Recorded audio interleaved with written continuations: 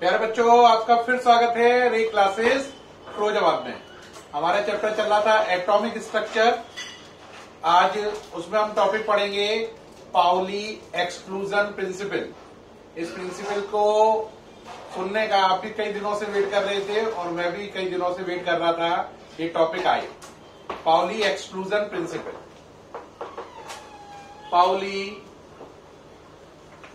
Exclusion principle.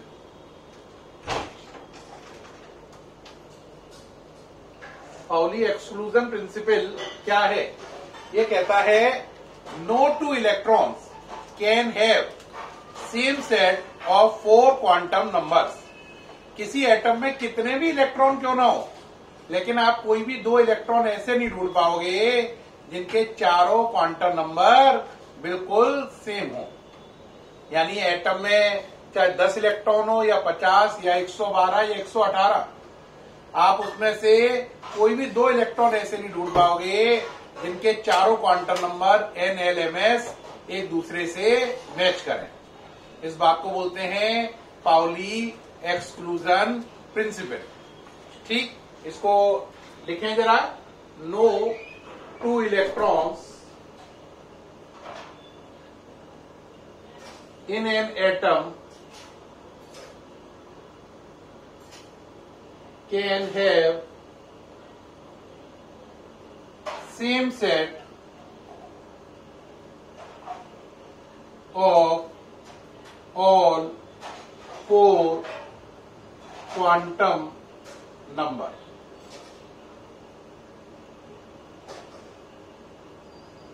इसकी हिंदी क्या हुई? किसी एटम में चाहे कितने भी इलेक्ट्रॉन क्यों ना हो, आप कोई ऐसे 2 इलेक्ट्रॉन नहीं ढूंढ पाओगे जिनके सारे क्वांटम संख्याएं बिल्कुल सेम हो। क्वांटम संख्याएं कितनी थी? 4 NLMS, है ना।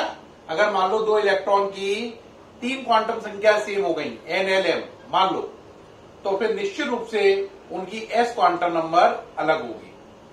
यानी कि कोई भी 2 इलेक्ट्रॉन ऐसे नहीं ढूंढ पाओगे जिनकी चारों क्वांटम संख्याएं बिल्कुल एक दूसरे से मैच करें। इस बात को आप ऐसे समझो बेटा, जैसे दुनिया में हर आदमी अपनी मेल आईडी बनाए, तो 2 आदमियों की मेल आईडी, दुनिया में इतने लोग हैं, इतनी मेल आईडी बनती हैं, लेकिन कभी भी 2 मेल आईडी सेम नहीं होती है। इसी तरीके से एक एटम में कितने भी इलेक्ट्रॉन क्यों ना हो, उनकी मेल आईडी यानी कि क्वांटम नंबर चारों बिल्कुल मैच नहीं करेंगे।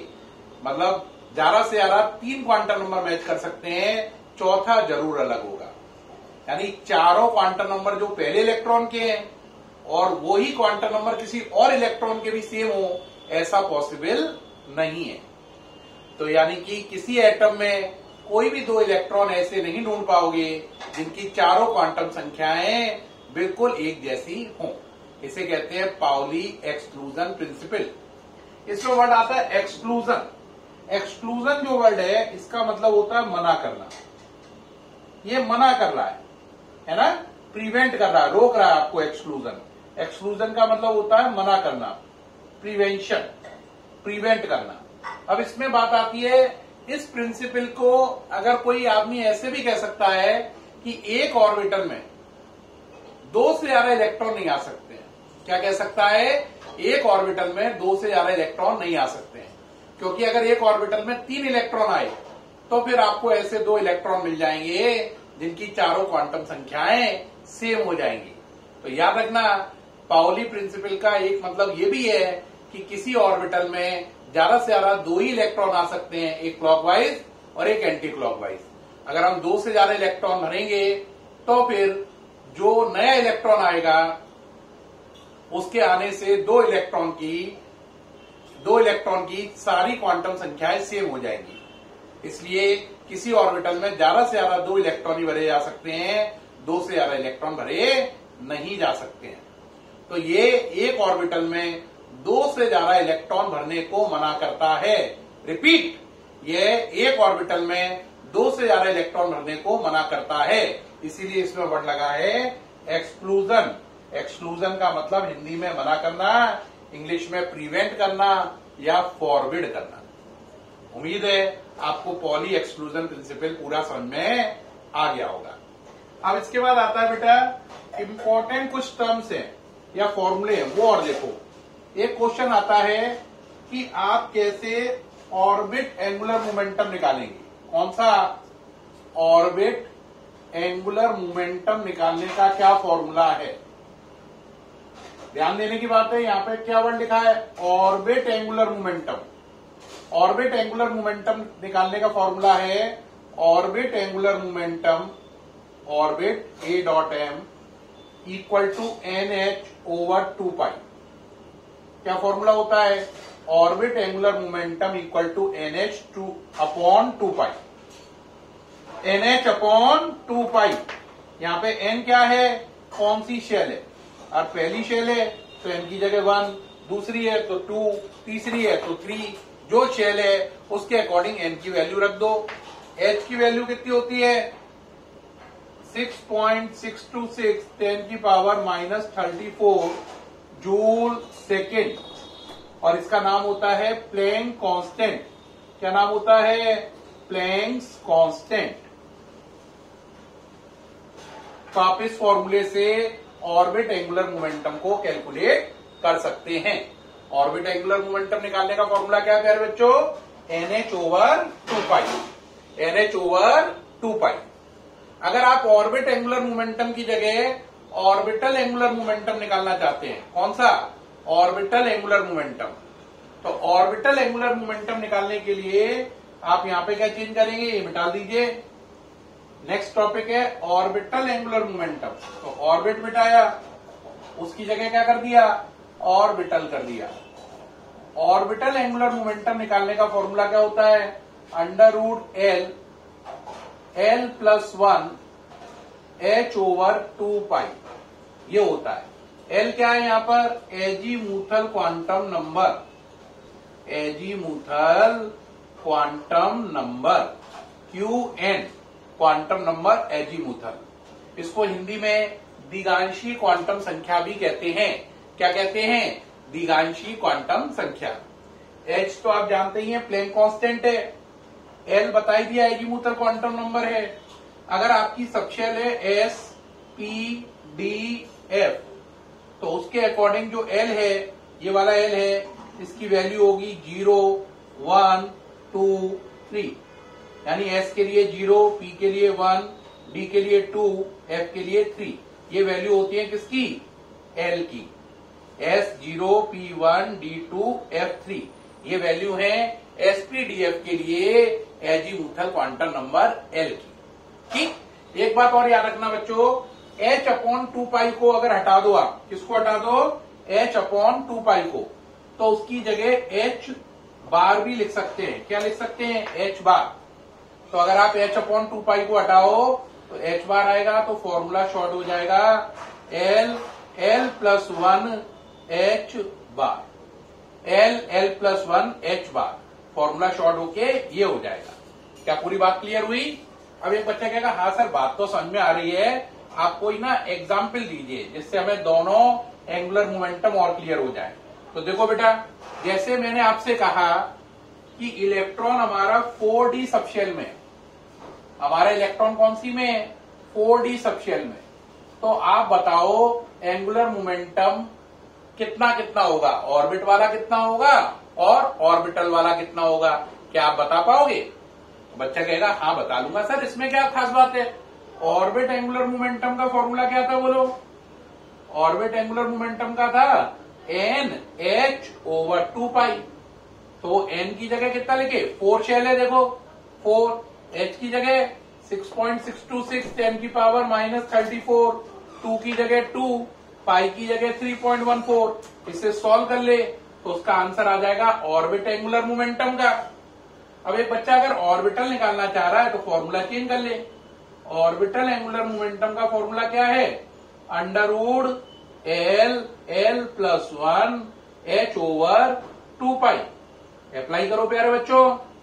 L की जगह बोलो D लिखा है, अभी मैंने बताया था SPDF। बोलो SPD और F। L कितना बताया था? 0 1 2 3। याद आया कि नहीं? तो ये D लिखा है, तो L कितना हो गया? 2। तो 2 लिखो। 2 2 प्लस 1 h ओवर 2 पाई। तो 2 प्लस 1 कितना हो गया 3, तो 2 प्लस 1 3 इंटू 2 6, ठीक। तो ये कितना हो गया बोलो आपका, टोटल हो गया 6 अंडर रूट 6 h अपॉन 2 पाई, इसका आंसर आ गया। अब कोई चाहे तो इसमें h की वैल्यू पुट कर ले, पाई की वैल्यू पुट कर ले तो और एक्यूरेट आ जाएगा। h और पाई की वैल्यू पुट करके सॉल्व कर लेना, तो ये आपका ऑर्बिटल एंगुलर मोमेंटम आ जाएगा। तो मैंने 4D सबशेल का एग्जाम्पल लिया और आपको orbit angular momentum and orbital angular momentum निकालना सिखाया। इसमें एक और इंपॉर्टेंट टॉपिक होता है, सर मैग्नेटिक मूवमेंट निकालना सिखाइए। क्या चीज, मैग्नेटिक मूवमेंट। बेटा मैग्नेटिक मूवमेंट जो होता है इसे म्यू से डिनोट करते हैं। किससे, म्यू से। Magnetic movement denoted by mu. किससे डिनोट करते हैं, म्यू, MU, म्यू।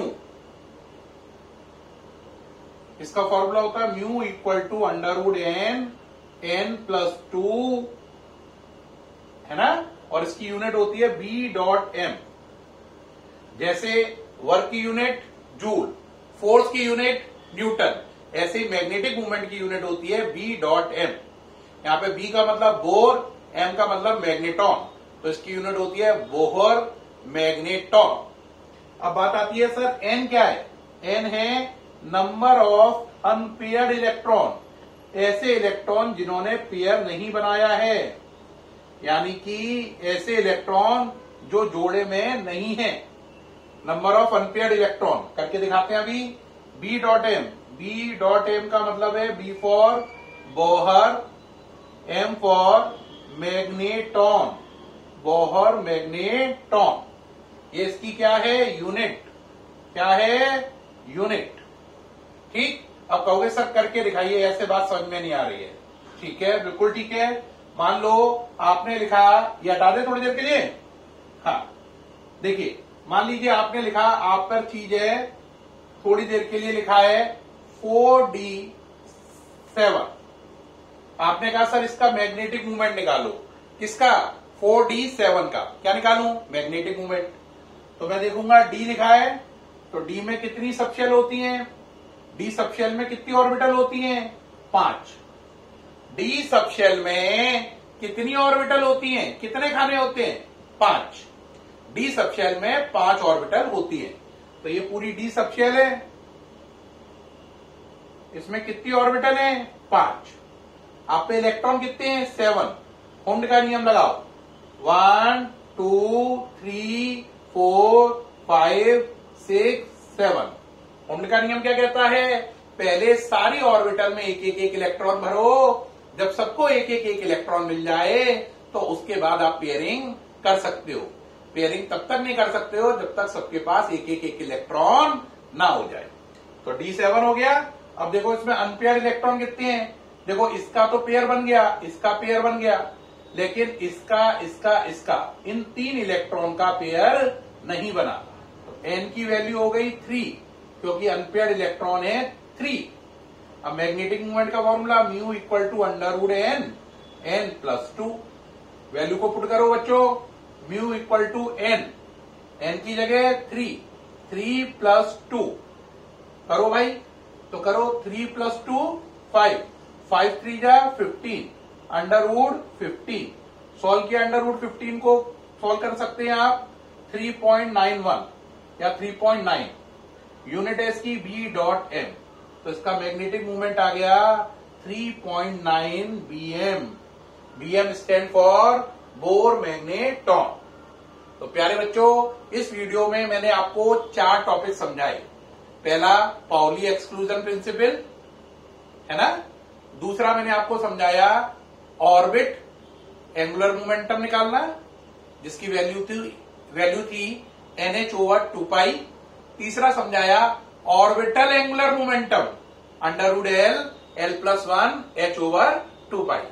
और चौथा समझाया मैग्नेटिक मूवमेंट निकालना, है ना, under root n plus 2, unit है B.M। ठीक है। एक बात और भी बताई कि पाउली एक्सक्लूजन प्रिंसिपल में जो एक्सक्लूजन वर्ड है, तो एक्सक्लूजन का मतलब होता है मना करना। पाउली प्रिंसिपल आपको मना कर रहा है, किस काम के लिए मना कर रहा है कि एक ऑर्बिटल में 2 से ज्यादा इलेक्ट्रॉन नहीं भरना। ठीक है, वो मना कर रहा है कि एक ऑर्बिटल में ज्यादा से ज्यादा 2 इलेक्ट्रॉन आ सकते हैं, 2 से ज्यादा इलेक्ट्रॉन नहीं आ सकते हैं, इसलिए उसमें वर्ड लगाया गया है एक्सक्लूजन। उम्मीद है Pauli principle, orbit angular momentum, orbital angular momentum और मैग्नेटिक मूवमेंट निकालना आपको पूरा समझ में आ गया होगा। ठीक है प्यारे बच्चों, ये करके दिखाया था मैंने, मैग्नेटिक मूवमेंट निकालना। आपको ये वीडियो कैसा लगा? अगर बहुत अच्छा लगा हो तो कॉम्प्लीमेंट करें, कोई शिकायत या सुझाव हो तो प्लीज बताएं। थैंक यू वेरी मच प्यारे बच्चों।